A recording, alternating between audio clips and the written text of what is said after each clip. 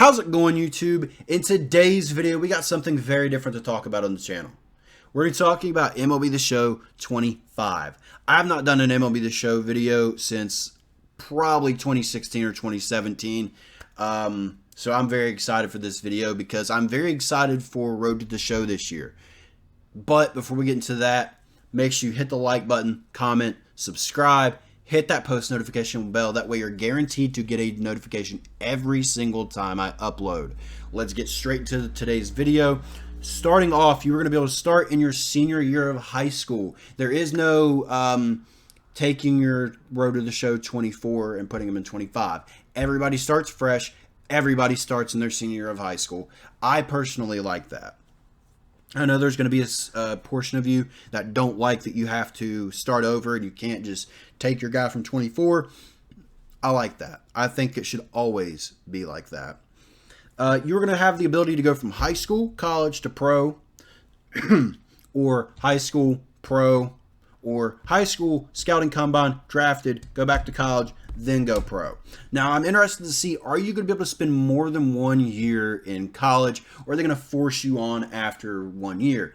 I would like to be able to play 2 years, because what if I do really good in high school, and I get to college, and I have a bad year in college, but man, I think that I can do better with one more year.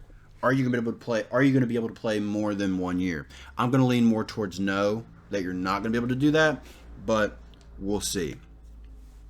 We are going to have branded metal bats in Road to the Show, and I know that sounds very small, but I'm a guy for small details. I love the small details that they're adding into the game. It shows that they care a little bit more. You know what I'm saying? Each program in college will have different stuff to offer, such as team goals, exposure, skill development, perks, packages, stuff of that nature. Also, you have 8 colleges to choose from. Those colleges are Texas, Cal State, Fullerton, TCU, Vandy, South Carolina, Tennessee, UCLA, and LSU. I'm not known for my knowledge of college baseball because I don't watch it unless it's like I'll watch the last game of the College World Series maybe. Like Cal State, Fullerton, you might get less exposure than if you went to Vandy or Tennessee or a school of that nature and that caliber. You are also going to be able to get NIL in MLB Road to the Show this year. Those NIL will come in the form of tokens, which will help you upgrade your attributes. And speaking of your attributes, your equipment will no longer pair with your attributes. It will pair with your perks that you can get, and we'll talk about your perks a little bit later on to today's video. We are going to have quick time events this year, which we've had quick time events in the past.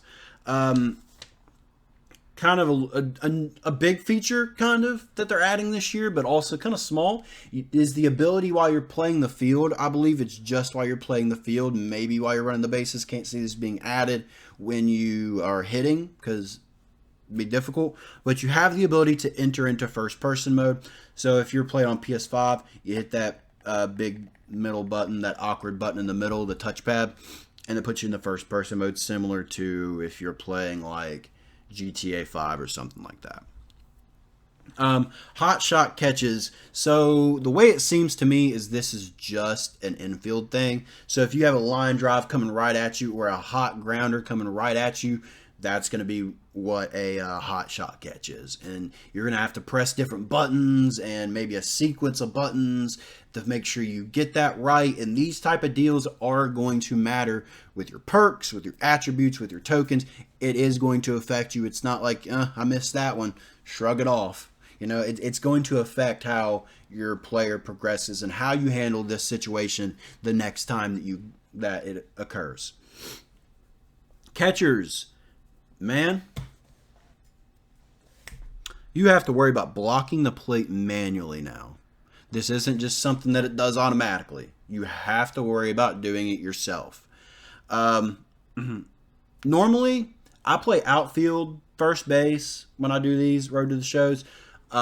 Pitcher sometimes, but occasionally I'll do a catcher. I'm not doing a catcher this year. I love the addition. Don't get me wrong, I love the addition of having to manually block the plate, but not for me, man.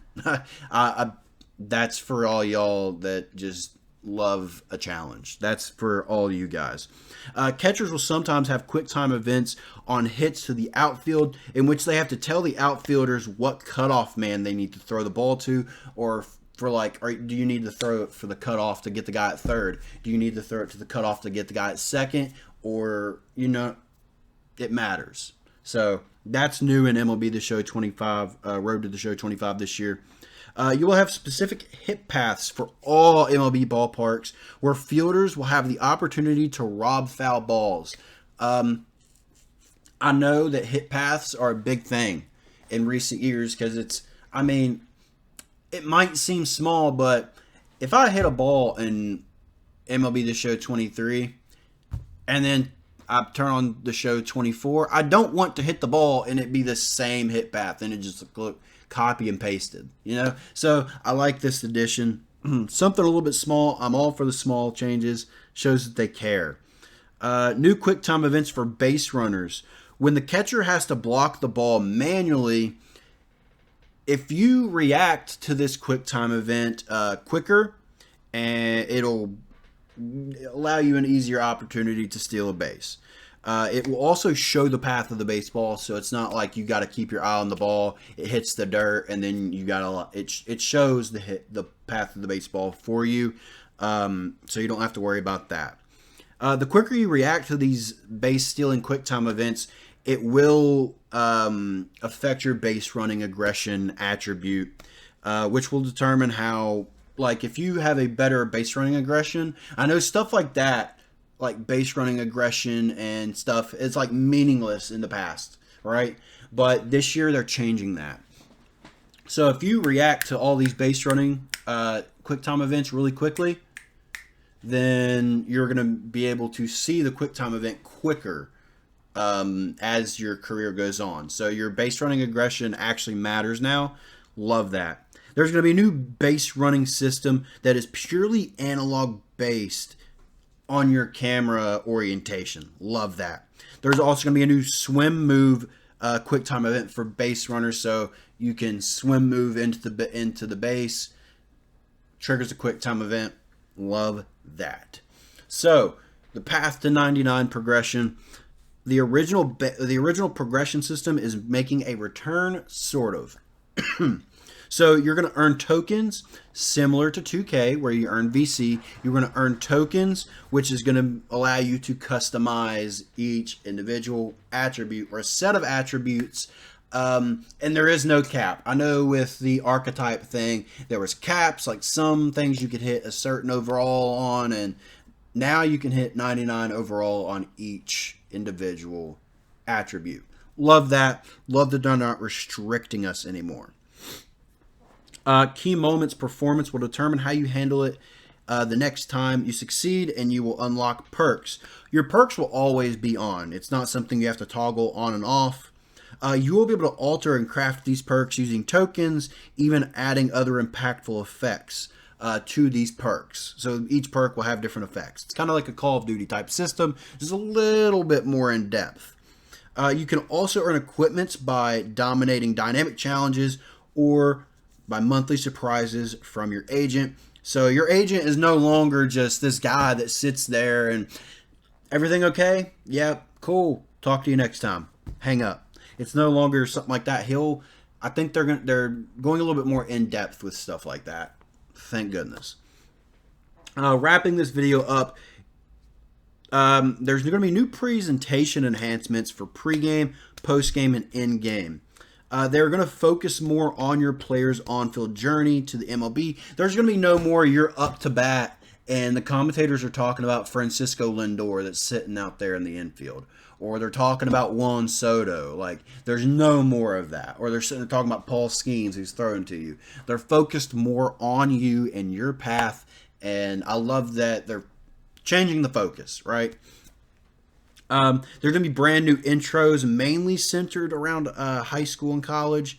There's also going to be new home run celebrations as usual. We saw a couple of them in the live stream they did today. Dog piles, again, something small.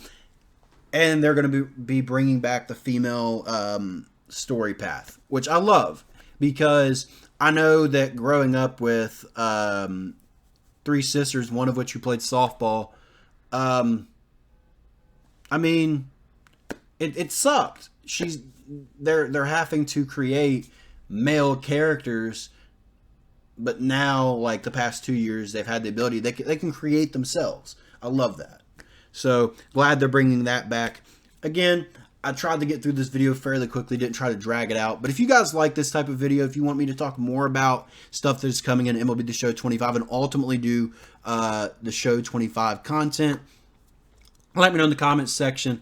Hit the like button. Comment. Again, like I said, subscribe to the channel if you are new. Make sure you check out the links down in the description down below. Rogue Energy link down in the description down below, as well as the promo code. Also, WWE Shop link in the description. Click on it. Let you know who sent them. Get your Jey Uso gear, your Penta gear, your Cody Rhodes, your John Cena Farewell Tour. Pre-order the Funko, the John Cena Farewell Funko. Again, hope you guys enjoyed. I'll see y'all in the next one. Peace. So the lineup flips over. Francisco Lindor up now for the Mets. That's a strike.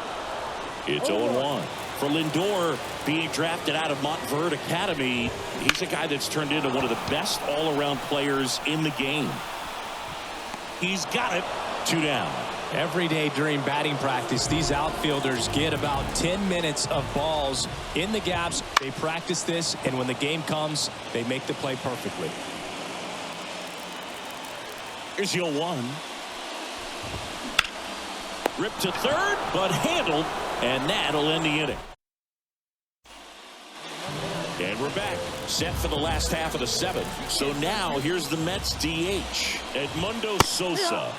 That one at triple digits. Trying to keep good speed off the bases. And that one is in for a strike. Notice how they're swinging too early or too late.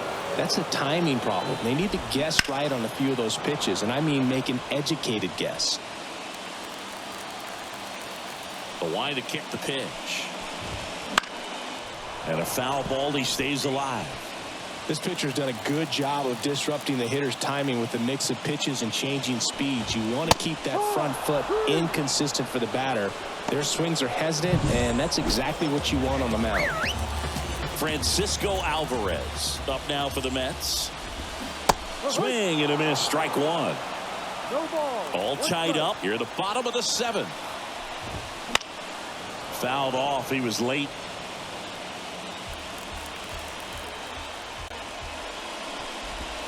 And that's outside.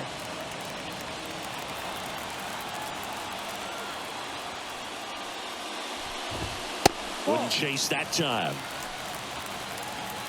The pitch. Keeps the at-bat going with a foul ball.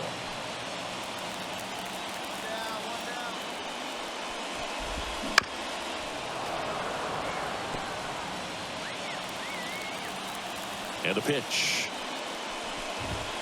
Just off the inside corner. 3-2 now. Swing and a miss. Struck him out. He battled for a long time, but it finishes with a new pitcher in the game, Cade Cavalli. And as relievers go, he's not a big strikeout guy. He tries to force weak contact, so Gilbert worked into the 7th, piled up the strikeouts while only allowing 1 unearned run.